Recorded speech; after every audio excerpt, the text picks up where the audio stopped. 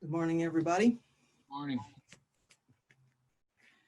Today we're taking up the next gate in our series of 108 Gates of Dharma Illumination. And today we are at gate 36.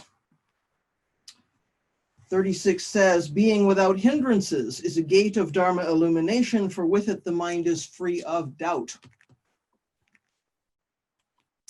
So Japanese for this, it'll become important a little bit later. Bonno no sawari ga nai koto wa honmyomon de aru. Sore wa shin no giwaku ga nai kara de aru. So some of these words we will look at in a minute. They become important. I know most of us here don't speak Japanese. Not important for today. So this phrase, being without hindrances. Hindrances here is bonno. Bonno is an interesting word. It's the same bonno that we encounter in the Bodhisattva vows, bonno mujin segandan, or delusions are inexhaustible. I vow to end them, so delusion is bonno, which is translated in this English translation of this gate as hindrances. They're not exactly the same thing. There are different words. In the Sanskrit and the Japanese, there are different words for these things, but they're related, right? So these are things like worldly cares, sensual desire, passions, unfortunate longings, various kinds of pain and suffering, right? So delusion is not a simple thing. And we know this just from our life experience, that delusion is not a simple thing. There are lots of kinds of delusion. There are lots of causes for delusion. One word kind of doesn't cover the whole thing. It's really not enough to convey all the complexity of bonno. So now we can see why our delusions are inexhaustible. There are so many permutations, all right? As soon as we think we've got a handle on one of them, there's another one. So the first kanji of this word bonno means something like troubles or worries or vexations or concerns, afflictions, annoyances. It has this kind of feeling. So it has a feeling of kind of being noisy and fussy and distracting.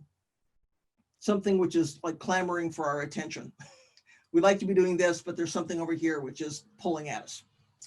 So the second kanji in bonno gives the feeling of seduction or enchantment. And I've always thought this is really interesting. It's something we yearn for, something we long for. These are sufferings that are born of our own desire for stuff. And I think it's really interesting to consider these things as seductions, right? They are something which is tempting. They want to pull us away from whatever it is, whatever direction we want to be headed. So we want things even though we know those things won't help. This is the human condition. We want things because we think they will help us somehow with our suffering. They will make us happier. They will give us contentment. They are tempting. They are seductive. And yet we know from our practice, these things won't actually solve those problems. They might even contribute to those issues. So when they're distracting us from what we really need to do or from more wholesome things, these are hindrances, right? These are delusions. So it's kind of like potato chips, right? They seem desirable. We want to eat them, we eat them, and then we know they don't really provide a lot of nourishment. They're not actually satisfying as a meal. The salt makes us thirsty, we want more. So it's this whole potato chip dynamic, I think. A short time later, we're hungry again. Maybe this time we're hungry for real food. Maybe we've kind of figured it out. But potato chips are easy and they taste good. And, for a moment, they satisfy the body's desire for salt and fat and crunchy stuff. And, I love potato chips. I don't buy them because they're a seductive delusion. They're a seductive temptation. I will just eat the whole package. So we all have something in our lives which is like this, right? It's seductive, it's tempting, we want it, we take it in. It's not ultimately satisfying, it's not ultimately nourishing, it makes us want more. And so we get caught up in this cycle and we see how this transmigration happens, right? Amongst the realms of samsara based on something as simple as a potato chip. So bonno has a feeling of temptation. We suffer because we're tempted by our attachments. We're tempted by the things that we cling to. Even when we know we're going to suffer because of that clinging, because of those delusions, somehow we just can't resist whatever this thing is. So I think that's an interesting coloration of this word. It's a seductive temptation, a seductive delusion. So somebody who is trapped in this cycle, might say something like, well, you know, when I overindulge in internet shopping, I have trouble paying my bills, but I just can't resist that new jacket or that new book or that new, you know, telescope or whatever it is we think we want. Maybe somehow this time it really won't be a problem.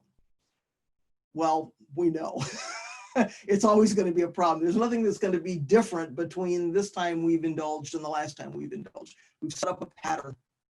We're creating a habit, and habits are very strong. So this is one kind of delusion. This comes from our compulsions, our habituated thinking, our ingrained patterns. We do the same things over and over and over, and somehow we just don't accept the result, or we don't want to predict the result. It's not the result we want, right? We want it to be different.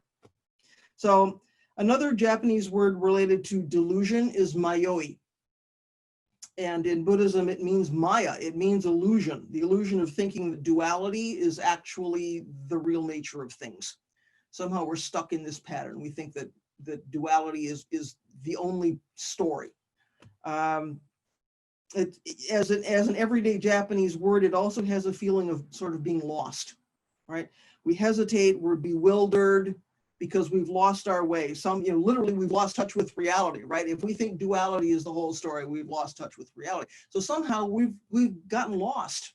We're perplexed, we are bewildered. So when we're deluded, we believe in things that contradict ultimate reality. It's just not the way reality actually works, and yet we cling to that. We do it because of ignorance. And I think ignorance is an interesting word. It's the same root as ignore, right? We're ignoring the way reality really is because we want it to be the way we want it to be. So this is delusion that comes from ignorance. That's the second kind of bonno. So 108 is an interesting number in our tradition. We have 108 Dharma Gates, and there's a reason for that, because 108 is an important word, and maybe you've encountered it already in various places in our tradition. It shows up, as I say, in this 108 gates. It's also said that there are 108 bonno, 108 kinds of delusion that we need to overcome in order to reach nirvana. So if you go to a temple or a shrine in Japan, often there are 108 steps up to that temple. We're overcoming 108 things in order to reach nirvana. So it might be two stairways of 54 steps. It might be 3 stairways of 36 steps. But if you count them, often there's 108 steps, up the mountain or up the hill to get to wherever Buddha is sitting, right? So there's some symbolism there. In Japan at New Year, you may know the temple bell rings 108 times. Sometimes that's a big festival. Sometimes it's just whoever is living in the temple. But we ring it 108 times to ward off delusion, these 108 kinds of delusion, to protect the practitioners in the temple or to protect the mountain or whatever the jurisdiction of that temple is. So there's an expression, shikuhaku, which means to be in dire distress or to have difficulty. And it represents kind of the sufferings of our life. Well, interestingly, it has the same sound as the numbers 4989, shikuhaku. So if you add up 4 times 9 plus 8 times 9, 4989, you get 108. So we can say shikuhaku, the number, helps you get rid of shikuhaku, the distress. So it's a little Japanese pun, right? Shikuhaku and shikuhaku. Anyway, all around 108.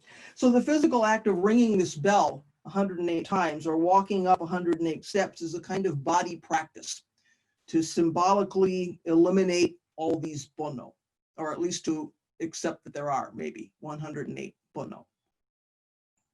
So in any event, the Yogacara school of Buddhism, from which our Soto Zen tradition descends, says that there are 4 fundamental bonno, which are the ground for all the other ones. So all the other bonno spring from these 4.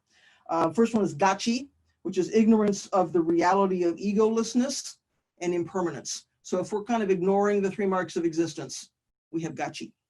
Gakken is the second one, which is clinging to our established views of the things around us. So getting stuck in our habituated thinking. It can literally be translated something like selfish mind or looking at myself, right? I'm clinging to my own view. Third one is gaman, which is arrogance, right? Putting ourselves ahead of other people. Our needs come first.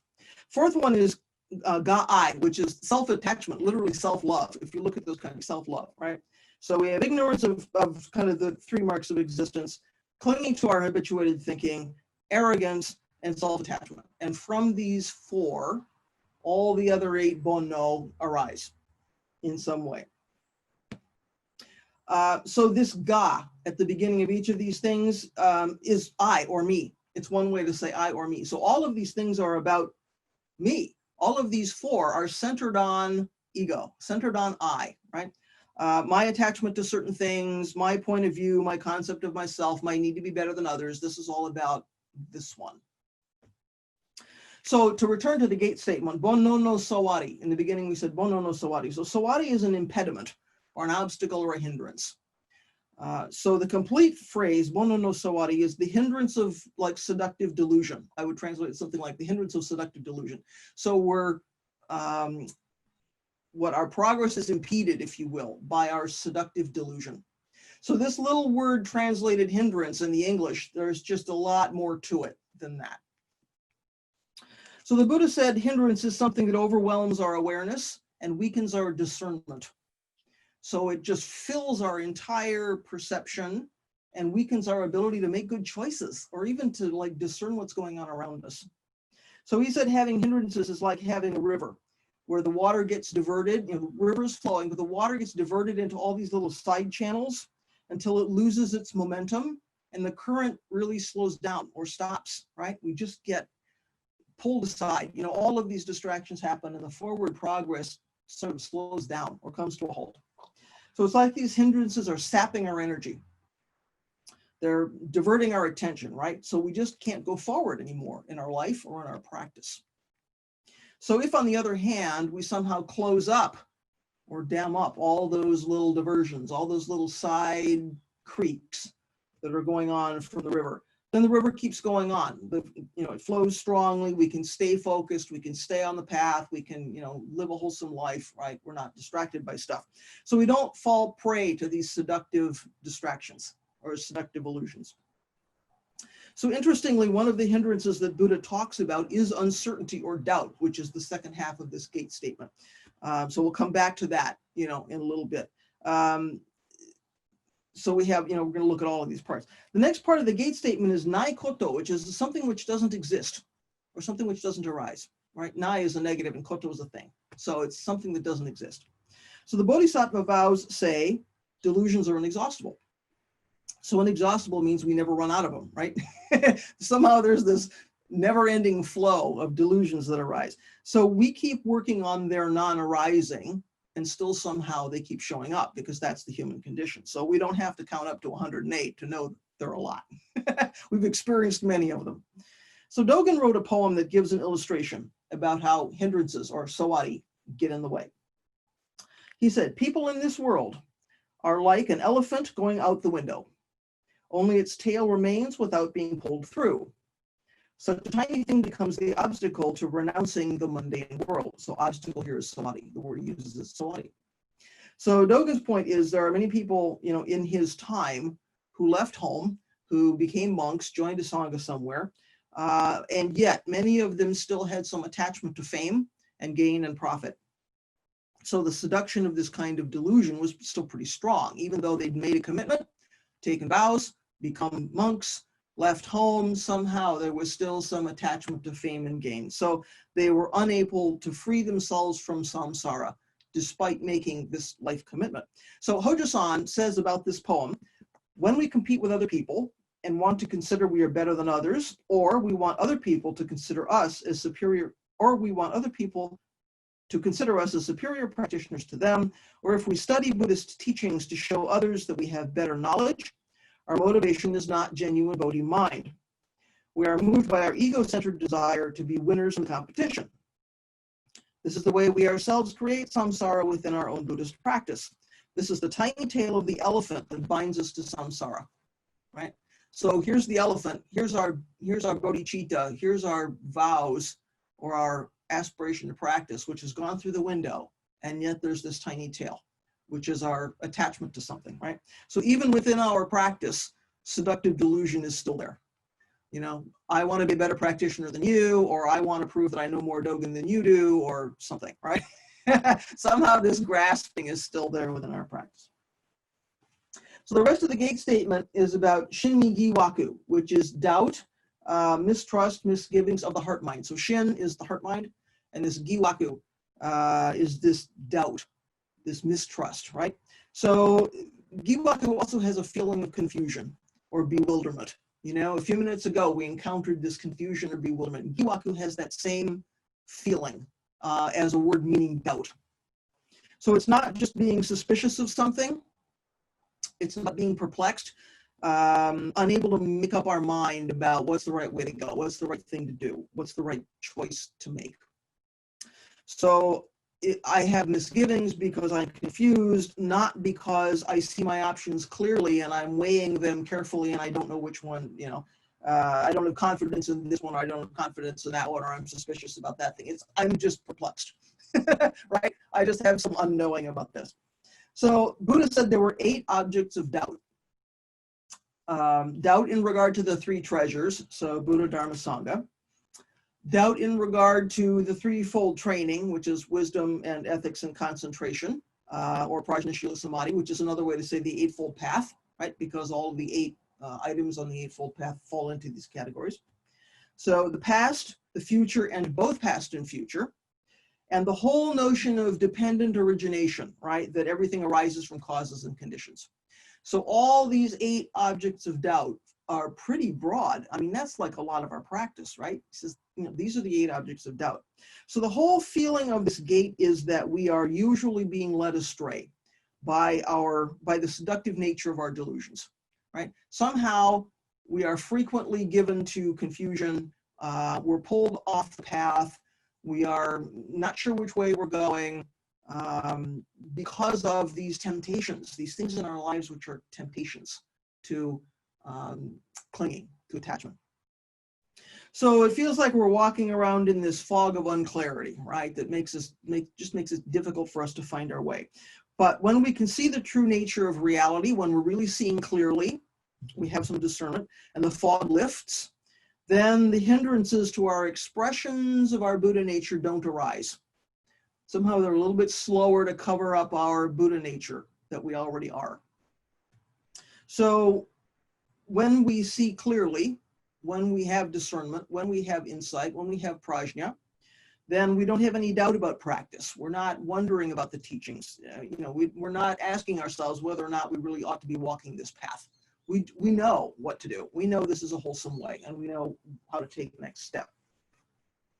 So in one of the sutras it says, a man traveling through a desert, aware that travelers may be plundered or killed by robbers, will, at the mere sound of a twig or a bird, become anxious and fearful, thinking the robbers have come. He will go a few steps, and then out of fear he will stop, and continue in such a manner all the way, or he may even turn back.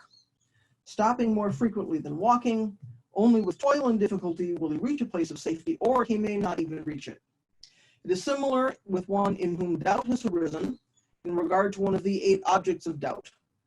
Doubting whether the master is an enlightened one or not, he cannot accept it in confidence as a matter of trust. Unable to do so, he does not attain to the path and fruits of sanctity. Thus, as the traveler in the desert, it is uncertain whether robbers are there or not. He produces in his mind again and again a state of wavering and vacillation, a lack of decision, a state of anxiety, and thus he creates in himself an obstacle for reaching the safe ground of sanctity. In that way, skeptical doubt is like traveling in a desert. So that's an interesting picture, right? Somehow we're traveling through the desert and we don't know which way to go. So this reminds me of the part of the Heart Sutra, and maybe this also comes up for you, that says, with nothing to attain, a bodhisattva relies on prajna paramita, and the mind is without hindrance. Without hindrance, there is no fear. So beyond all inverted views, he realizes nirvana.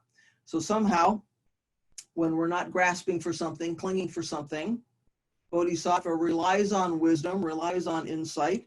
There aren't these hindrances that arise in the mind, and without the hindrances, there isn't fear. I'm not worried about which way am I going, are the robbers going to come. So without those hindrances, without that fear, without the inverted views, in other words, the delusion, we get to nirvana. We get to completely manifest our Buddha nature.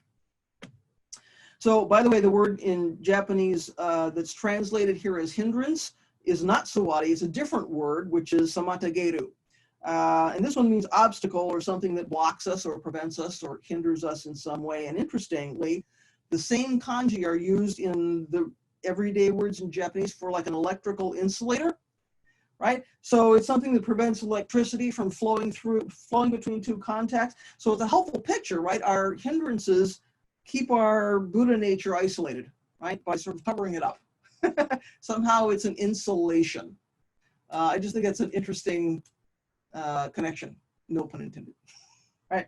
So we have a harder time making contact, if you will, with our Buddha nature, right? When we're insulated or covered up or hindered or prevented by all of these delusions. So the Gates statement says that without hindrances, the mind is free from doubt.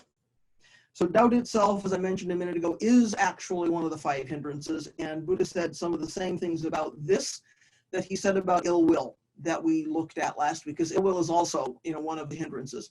So in some ways, there's some parallels about how we deal with it and how we think about it. So just like the ill will that we talked about last week, Buddha says when we dwell on feelings of doubt, not only do we strengthen the doubt we have, but we set the conditions for new doubts to arise. So if we're really caught up in our doubts about this practice, we perpetuate the doubt we have, and then, my goodness, we set conditions for that to even grow. So again, just like with ill will, hanging out with people who are noble friends is some help, right? I think this is why Sangha, one of the many reasons, Sangha is one of the 3 treasures, and why Sangha is so important for us. If we're hanging out with people who are good role models for us, people who are solid on the path, that's helpful for us. We can take some encouragement from that. We see that somebody's ahead of us on the path. They seem to be doing well. They seem to have something going on. We can stick with it a little bit longer. Also, just like ill will from last week, he says suitable conversation is important for dealing with doubt. So last week, we said getting caught up with talking about ill will, perpetuates the ill will. It's the same with doubt. If we're constantly, gossiping, chattering about our doubt, again, we're reinforcing it. So I think this is not unrelated to hanging out with people who are solid on the path, right? It's not about not thoroughly investigating the path. It's not about just taking what is said for granted and just sort of, slavishly accepting that. We certainly need to have some discernment about the path, but if we're constantly second guessing ourselves, it can be helpful to not get caught up in that kind of conversation, to pay attention to right speech. That's important. So those 3 are the same as for ill will, but Buddha teaches about 2 other ways to work with doubt, or to examine perhaps our doubt or think about our doubt. One is Dharma study. He says if we get to know the scriptures, if we really do some study about the teachings, and I would include, this is scriptures and sutras, but I would say commentaries, modern Dharma writings. If we ask questions about the things we don't understand, if we have some doubts about things, and we, ask our Sangha friends, ask a teacher, read a commentary. If we really become familiar with what the Buddha taught, in our case, what Dogen said, what our ancestors said, what our teachers say, that is it will go some way toward dispelling doubt, because we have to think about why we have doubt. Sometimes it's because we don't understand what's being taught, as we'll hear from Uchiyama Roshi in a minute. The second way Buddha suggests we work with doubt is to follow the precepts, whatever that means for you in your life. If you formally received lay precepts, if you are part of the ordained Sangha, then carrying out those vows, doing what we vowed to do. If we've not done something formal, we still can at least be familiar with the teachings around the precepts. We can still make some effort to live in a wholesome way. It doesn't matter if that's a public commitment we've made, or that's a commitment, between me and me, or between me and Buddha privately, right? Following precepts can help us dispel doubt, because we see when we live in a wholesome way, when we carry out precepts, often we will see some fruit of that. We don't always, as we've said here many times, but it helps us kind of stay on the path, right? So with these 2 kinds of effort, we can develop some firm convictions about the 3 treasures. We can come to understand what they are and what our relationship is with them and how we practice with them. And that leads us to take refuge. If we truly understand and have studied what 3 treasures are about, it leads us to take refuge because we know we can rely on those 3 treasures. We understand that they are a complete expression of Buddha Dharma in a very immediate way. We even include a reference to being without hindrance when when we do the Refuge chant. You may only do it every month with us with Ryaku, but you may be familiar with the Refuge chant. I take refuge in Sangha, together with all beings, bringing harmony to everyone completely without hindrance. So when we take refuge in Sangha, already we have this reference to being without hindrance. So to take refuge in something, we really have to believe in it, don't we? We really have to accept that this is a wholesome thing. So we need to believe in immersing body and mind deeply in the way and awakening true mind, which is how we talk about taking refuge in Buddha, right? We really need to believe that entering the merciful ocean of Buddha's way is a wholesome thing. That's how we take refuge in Dharma. And we need to believe in bringing harmony to everyone free from hindrance, which is taking refuge in Sangha. We really need to accept those things and believe in them and not have doubt about them. And that's part of taking refuge, right? That's the dynamic of taking refuge. So we really need to know that these are real, wholesome things, that they really do reflect our true nature and the nature of reality. So Buddha said that when we have hindrances like ill will or doubt, we can't be clear about what's good for ourselves, and we can't be clear about what's good for other people or other beings or the planet. So it's very difficult to take skillful action because we're really walking around in this fog when we have all of these hindrances. So when we do, we're going to do what we shouldn't do. We're going to neglect to do what we ought to do. On that basis, we're going to perpetuate suffering for ourselves and for all beings. And interestingly, he says, and also we get a bad reputation. So not only are we perpetuating our suffering, but, gosh, what are people going to think of us, right? We get a bad reputation. I think that's kind of interesting. So he says that giving up hindrances is not only the basis of wisdom, it's the manifestation of wisdom. So we have this cycle, right? It's like somehow you want to get into that cycle because giving up the hindrances is a real demonstration of prajna, and it's also how we perpetuate prajna, because we're not covering up our Buddha nature. We're not getting caught in these seductive delusions, right? So there's this interesting dynamic that goes on. They're not separate. One gives rise to the next. So we kind of want to get into that cycle. Rather than a downward spiral, we want to get into this cycle about perpetuating our prajna, perpetuating our wisdom. So when we do that, the mind becomes flexible, he says. The mind becomes steady. We can really concentrate on our practice. We're better able to concentrate on practice. So you would think that the outstanding teachers in our Dharma family would be people who never had any doubt, right? It's like they got on the path early, man, they never looked right or left. They went down that path, in a straight way. We're never bothered by doubt. We're never seduced by temptation. You would think so, right? You'd be wrong. There are at least two of them, and probably many more, but two of them we'll talk about today who were plagued by doubt. It became an integral part of their practice, actually. And they've shared that experience with us so that we can learn from that. They've documented their own experience. And the first one is Dogen himself. We know because there's something called the Great Doubt, right? We know right off the bat in the Fukanza Zengi, he starts asking a lot of questions. So his great doubt is what led him to some of his greatest insight. And it's why we have a Soto school today. It's how he discerned some of the major teachings that sort of define our particular tradition. So his teachers were telling him that everyone has Buddha nature. And we've talked about this on Wednesday, so for some of us, this is not new territory. He ordained, of course, in the Tendai school. There was no Soto school then, so he ordained as a Tendai monk. And one of the teachings is all sentient beings, without exception, have Buddha nature. And so he took that on board, but then he started to think about it. And he said, well, if that's true, then why do we have to practice? If all sentient beings already have Buddha nature, if I already have Buddha nature, then why am I going through all of this effort to practice? Because there's nothing to get. So he had a lot of doubt about that. He traveled around. He couldn't find somebody who could answer that for him in a way that made sense to him. So he traveled around. Eventually he went to China, but he kept at it. He visited various teachers. He went to various temples. He ultimately came to an answer that resolved his doubt. He realized that we don't practice in order to get something like Buddha nature or awakening or some special state. He realized that practice in our moment-by-moment lives, our moment-by-moment experiences, are manifestations of the true self that we already are. So practice and awakening are not two things. So we could go on about that for a long time, but that should be familiar territory. So out of his great doubt and his questions, like, what am I doing? Why am I on this path? I don't think there's something at the end of this thing, he stuck with it, practiced with his teachers, and resolved that in a way that was extremely helpful, not only for him, but for all of us, because it led to a teaching which is really important for all of us. The other teacher with doubts was Uchiyama Roshi. So he wrote about how he and others were practicing with Sawaki Roshi. They had serious doubts about this just sitting kind of practice, as opposed to working with koans or trying to get Satori in some way.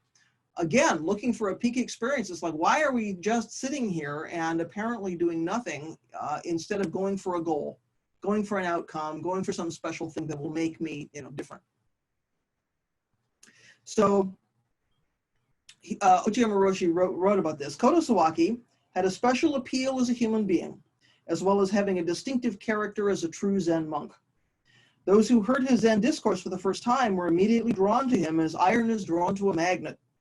So despite Roshi's declarations that the practice of Zazen will come to nothing, his way of expressing the character of Zazen, for which there is no gain and no Satori. By the way, this is, Zazen is good for nothing. Many of his audience would conclude that in the course of practicing Zazen, they would surely attain something. That's why so many became his students. Those lay practitioners who come to sesshin from their homes to join us in Zazen may not have thought as deeply about Shikantaza as those who shaved their heads and were ordained by Roshi, devoting their lives to Zazen. They may not reach a point, as many of the monks did, where they have doubts about Shikantaza. No matter how much these monks practice Zazen, it doesn't completely satisfy their hunger. It's as if they never feel completely full, no matter how much they eat. For them, not feeling sufficiently satisfied now means they haven't had their fill of the thing called Satori. Young people in particular who have thrown themselves into a religious practice will wonder whether it is meaningful spending their early lives practicing a Zazen in which nothing stays with them. Once they start feeling this way, they begin to feel that the seniors who have practiced for many years are all deluded beings once their exterior coat has been peeled off. So they presume they had better attain Satori. For this reason, many leave Roshi's community. I too was riddled with doubts. However, I stayed with Roshi for 25 years until his death, serving as his attendant and continuing my Zazen practice. So I understand how people feel when they have doubts about this practice. On the other hand, I also understand the meaning of Shikantaza as expressed by Zen Master Dogen and by Sawaki Roshi. So he goes on to say that when we try to read Dogen Zenji's writings, or maybe even Sawaki Roshi's writings, we don't understand what they're saying. And so we doubt the practice. And I'm sure we've all had that experience. We pick up Dogen and go, what does this mean? This is not the place for me. So like the Buddha, he encourages us, Uchiyama Roshi encourages us to do some Dharma study so that we can see that these writings are simply talking about our day-to-day, moment-by-moment experience, our day-to-day, moment-by-moment lives. So they may be presented in some exotic sounding language, some very poetic, non-linear language that makes it a bit difficult for us perhaps to get it on the first reading. But he says, stick with it, do some Dharma study. Because really, although these writings appear to be complicated and talking about mystical, wacky stuff, really all they're talking about is our moment by moment by moment practice, our moment by moment life, not getting something else, not going somewhere else, not having a big experience. They're simply talking about what is the ultimate nature of reality, which we can touch, any moment. So these things sound mysterious, they sound exotic, particularly Dogen, I would say. But we've probably all had the experience of hearing Hojo-san do some exegesis on some piece of Dogen, and suddenly it's like, oh, I get it. Oh, I see. This is clear. Okay, he's making allusion to this and to this, and maybe I didn't understand the Japanese context, but what he's talking about, is perfectly clear, and now I get it. If you've ever done Genzoi, or perhaps even a Sunday talk, once it gets explained, it's, oh, I don't have any doubts about this now. Now I can do this. I can get on cushion. I can stick with it. So I think all of our teachers are saying, stick with it. Persevere, do some study, do some Zazen. Don't have doubts based on this kind of confusion. So what can we do to work with this doubt ourselves today in this modern world? Certainly we can watch out for these seductive delusions as they arise. If we pay attention to them, we know they're there. I think 9 times out of 10, we prefer to think they're not there because it's more fun to go off and eat the potato chips. It's a little easier to go eat the chocolate cake than it is to look deeply and say, why do I want these things? Is there something more wholesome I could be doing? Is this something which is leading me away from where I really want to be going, whether I'm a God practitioner or not? Is this, is it sapping my energy in some way? Is it sapping my attention? We don't want to do that. We want to, watch the TV show or do the thing we want to do. So we need to watch out for these things. We need to pay attention to them when they arise, try to investigate them with some compassion. This is not a time for beating ourselves up and saying, gosh darn it, I fell off the wagon again. We need to approach everything that arises for us with a spirit of inquiry, which by its nature has some kindness attached to it. We don't want to let ourselves off the hook, but we don't want to build identity around I'm a terrible person, because I fell off the path.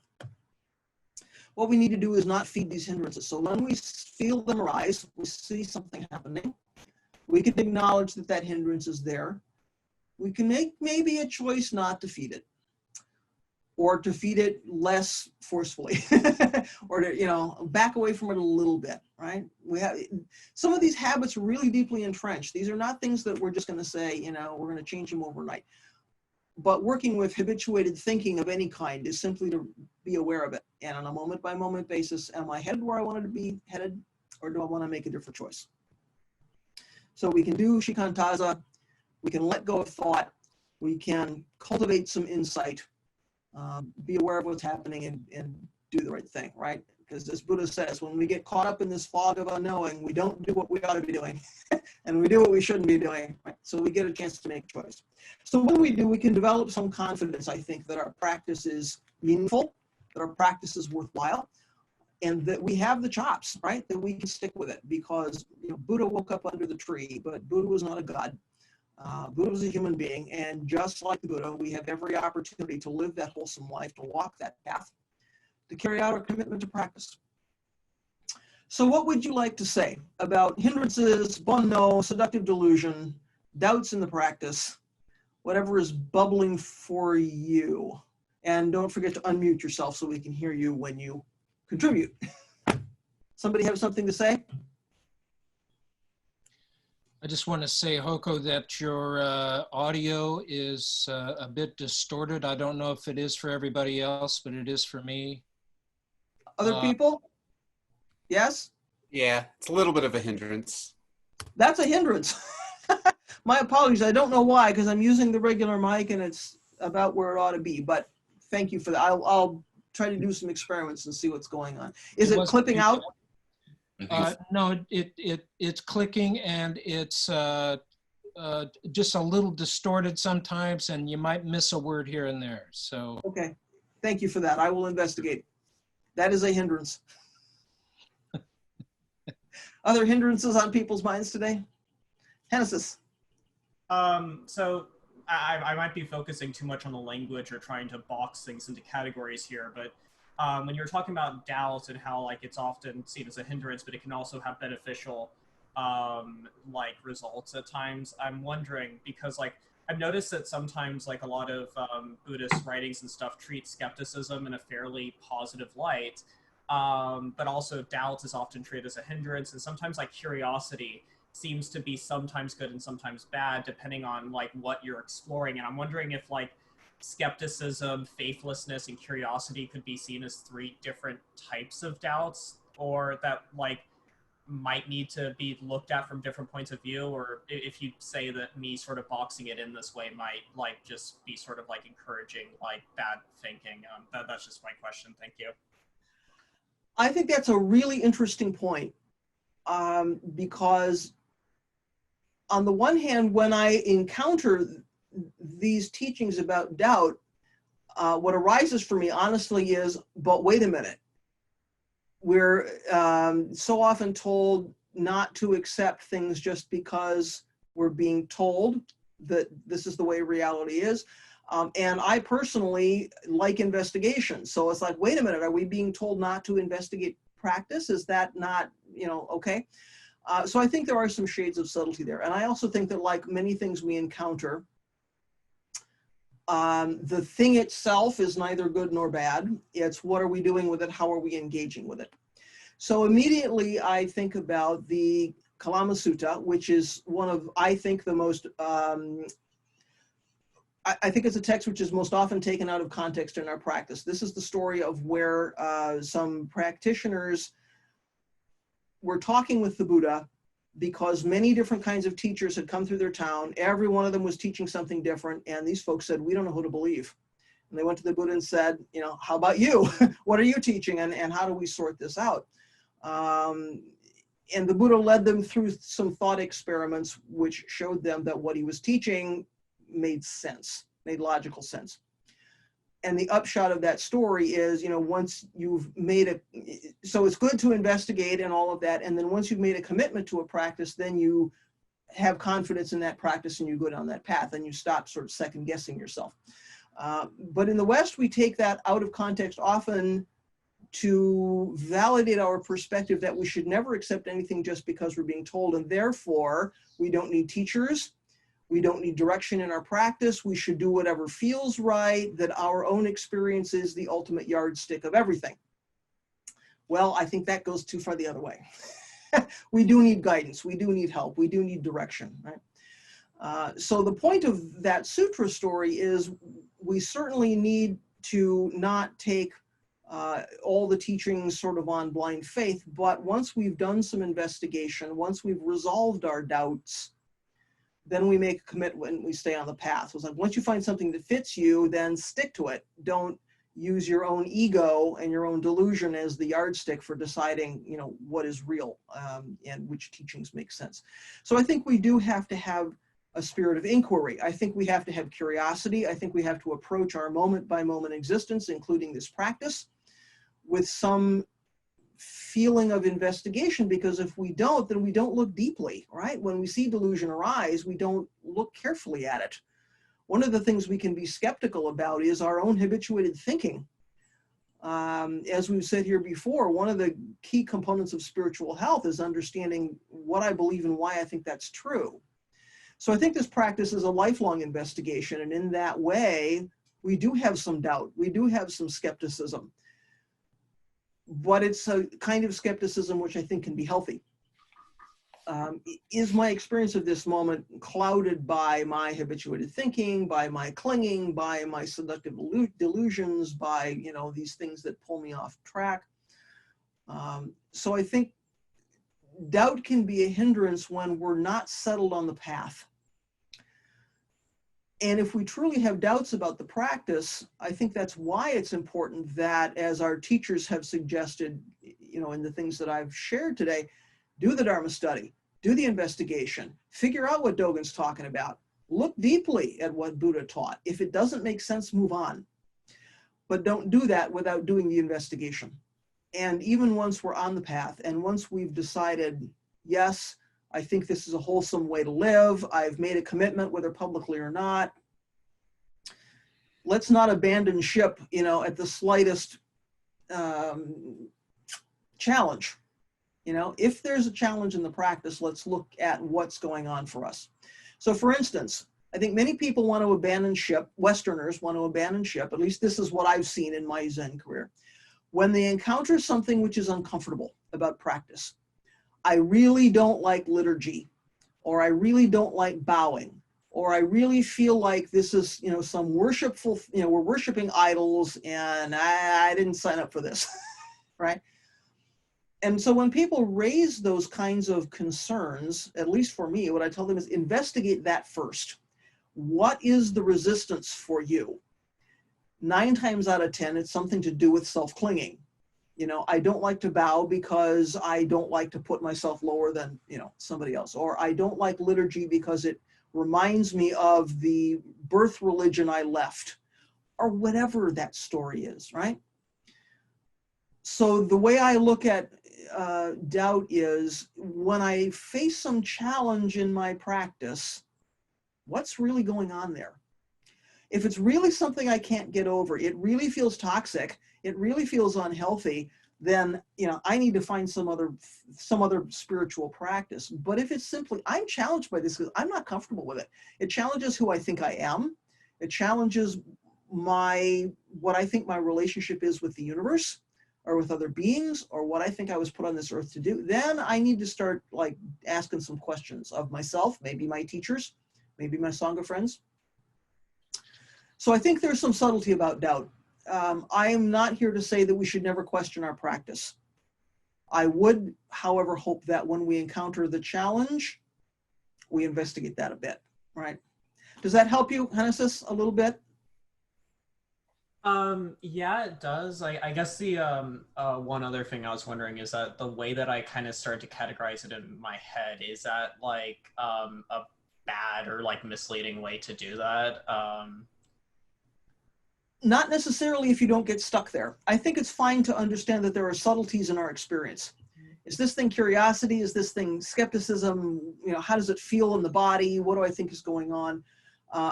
But I think at a certain point, we get so caught up in wanting to label something that we abandon the inquiry, right? So I think some kind of recognizing that there's some subtlety of our experience, which changes all the time, is helpful. And then I think there's a point where we get stuck with that and we have to let go of that too, right? Other things people would like to say or ask about doubt, hindrance, delusion? Sagan. Yeah, I mean, this is a very simple, not very profound comment, but we, you know, in English, we have this expression to get out of your comfort zone.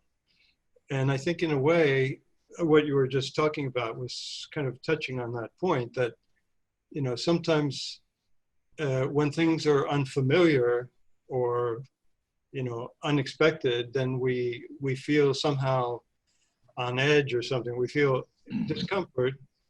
And that doesn't necessarily mean, you know, that we should run away or escape that moment. It's, I think sometimes, you know, it kind of comes back to what you're also saying about exploring things. And Dogen is over and over in his writing is saying, we should explore this question. We should investigate this. I mean, it's really emphasis on the inquiring mind. And I think sometimes an inquiring mind is not always a comfortable mind. It's sort of a kind of a suspended kind of experience where you're not sure if you're on a firm basis, and that can be uncomfortable. But it's, I think doubt is different from discomfort in a sense. Yeah, well, you're right. You know, Dogen is always saying, you know, you should investigate this deeply. He makes some statement and then he's always saying, you should investigate this thoroughly. Do you really understand this point? He's like, yeah, it's like, do the Dharma study, right? Do the investigation. Yeah. Yeah, I think our practice frequently pushes us out of our comfort zone, and I think that's its value, really. I don't remember who made the famous statement about the, you know, that religion should afflict the comfortable and comfort the afflicted. It's like there should always be a little bit of edge in our practice because that's where the growth happens. If we don't have the growth edge, what are we doing? We're feeling kind of complacent, right? So there's always, I think, a little bit of unease. And that's okay. I think we accept that because we know that's how growth happens. So that's important. Doesn't mean we should be constantly on edge about stuff, you know. We shouldn't be using our practice to multiply our suffering, you know. But once we make a commitment to the practice, let's stick with it long enough to determine, yes, this really is or is not helpful, and not just sort of abandon ship, right? And I think in this country, because we have access to so many kinds of what we might call spiritual technologies, it's really easy to cherry pick. Well, I don't like this part of the practice, so I'm not going to do that part. Well, okay, we need to look at this thing as an entire system. You know, Buddha really built an interesting system, and we need to look at the whole thing. You know, for folks to say, well, I really want to approach Buddhism as a philosophy. I don't want to get caught up in this meditation thing. You know, the answer is you can't pull them apart. You know, practice is something we do. It's not something we think about. So this is something we investigate with body and mind. If we have some doubt in our practice, if we have some challenge in our practice, you know, we need to dive in and really get in the middle of it and figure out what's going on. To me, that's where the juice is, right? You know, if that isn't happening, it feels like there's some energy that goes out of our practice. What would others like to say? Yeah, please. So unmute yourself so we can hear you. Hi. this, in this world of broadband internet, right? I mean, at least in the virtual space, I feel like everyone is developing little. I mean, I feel like the world has become like a shopping mall for delusion. Uh, Everyone has their own little delusion and form and reform and regroup based on today's favorite delusion, which is not completely separate from old wisdom or ancient teaching or something. It's a little bit of this, that, and everything. And I'm seeing that things are going more and more in a world where facts don't seem to matter, unless it supports what you find that your selective delusion. And it's increasingly becoming difficult to know what the facts are. And I was wondering if people like Dogen had to deal with something like this. That makes the practice all the more challenging, the more edgier. It makes every day like a struggle, but it also makes it very refreshing in a sort of way. And when you kind of get what's happening and you make some level of progress. So any comments on that? I don't think there's any time in human experience where there hasn't been the marketplace of ideas. Anytime you get any 2, 3, 4, 6, 100 people together, everybody's got his own viewpoint. So I think there's always a marketplace of ideas. So Dogen, certainly in medieval Japan, was not, Tendai school was not the only Buddhist school. There were some quite heated debates and arguments between schools, within schools. The other interesting thing was that it was not uncommon for monks in more than one tradition to practice in the same temple. So it wasn't like, well, there's a Tendai temple here, and there's another school here, and another school here. People tended to, there was more than one kind of practice going on in a temple. So there were many ideas all working together, and all of these folks had to figure out, what do I believe in? What kind of practice am I going to engage in? Not to mention there was so much syncretism happening, starting, the minute Buddhism left India and went down the Silk Road. There was syncretism not only amongst different kinds of Buddhism, but Zoroastrianism and all kinds of other things. There's all of this bubbling, right? So what the facts were was not clear then either. If you look at any kind of spiritual practice as some means of figuring out what is real for me, who am I really? What is the universe really? What is my relationship with that? Where do I go when I need help? All of those things are basic to human spiritual practice. And there have always been multiple ways into that. So my guess is doubt has always been with us. And we would not have the arising of multiple schools of various religions if there wasn't some kind of doubt. If somebody wasn't saying, well, this is what I've been taught, but golly, I don't know. Maybe there's another way. Maybe this is only part of the story. I think that's always been true. So I don't think we're alone in the basics of that. I do think in an internet age, whereas I've said here before, we have suddenly all the streams of Buddhism, and this was before the internet, right? But all the streams of Buddhism are available to us in the West. This is not the normal life of Buddhism. You tended to practice the kind of Buddhism that was in the geographic place where you lived. If you lived in a mountain valley, you were unlikely to be exposed to a lot of other kinds of Buddhist practice. So you practiced what your village practiced, right? In this day and age, we get to choose because we have access to everything. Before the internet, we could get books on anything. And when teachers started to arrive in this country, we had access to more than one kind of Buddhism. So we get to sift through all of that.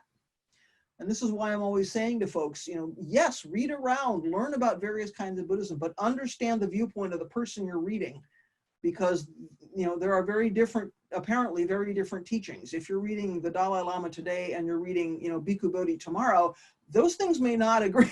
Vajrayana practice and Theravada practice don't necessarily agree on everything. So that bubbling of ideas, right, in this big cauldron is still going on. It might be going on more broadly today and more quickly today, but that is the human condition.